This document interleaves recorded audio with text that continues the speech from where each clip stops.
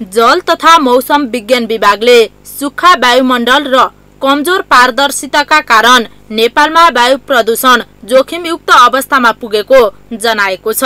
लामो समयदेखि देशभर पर्याप्त वर्षा नभएको तथा तापक्रम वृद्धि भएकाले वायुमण्डल सुक्खा भएको र तुवालोको प्रभावले पारदर्शिता घटेकाले वायु प्रदूषण थप जोखिमयुक्त अवस्थामा पुगेको जनाइएको छ। काठमाडौँ विश्वका प्रदूषित शहरको तेस्रो नम्बरमा परेको छ।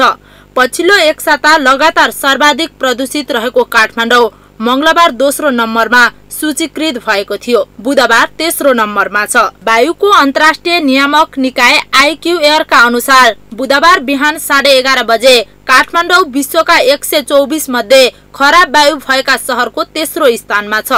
उक्त समयमा काठमाडौँको वायु गुणस्तर मापदण्ड AQI 174 छ। पहिलो स्थानमा रहेको भारतको दिल्लीको AQI 179 र दोस्रोमा रहेको पाकिस्तानको लाहोरको 176 छ। यी बाहेक अन्य शहरको AQI 170 भन्दा कम रहेको छ। वातावरण विभागका अनुसार सो समयमा देशभरका 7 स्थान अस्वस्थकर छन्। उपत्यकाका शंख पार्क, रत्न पार्क, भैंसेपाटी र खुमलटार तथा उपत्यका बाहिर इलाम, भरतपुर र रारा अस्वस्थकर छन्। ती स्थानको AQI 152 देखि 189 सम्म मापन भएको विभागको तथ्याङ्क छ। AQI 101 देखि 150 को वायु बालबालिका, वृद्ध वृद्धा र दीर्घरोगीका निम्ति अस्वस्थकर हुन्छ। 151 देखि 200 सम्म पुगेमा सबैका निम्ति अस्वस्थकर हुन्छ। 201 देखि 300 सम्म पुगेमा अति अस्वस्थकर र त्यो भन्दा माथि भएमा खतरनाक बन्दै जाने विश्व स्वास्थ्य संगठन WHO को मापदण्ड छ। विभागका अनुसार अप्रिलमा सरदर 58.7 मिलिलिटर वा सरदर भन्दा कम वर्षा हुने सम्भावना छ।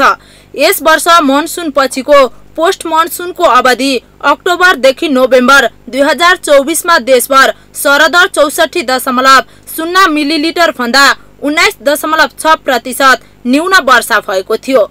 तापक्रम सरदर 20.1 डिग्री सेल्सियस भन्दा 0.7 डिग्री सेल्सियस बढी थियो। त्यसैगरी हिउँद अवधि डिसेम्बर 2024 देखि फेब्रुअरी 2025 मा देशभर सरदर 60.4 मिलिलिटर भन्दा 79.4% न्यून वर्षा भएको थियो। तापक्रम सरदर 13.5 डिग्री सेल्सियस भन्दा 0.5 डिग्री सेल्सियस बढी थियो।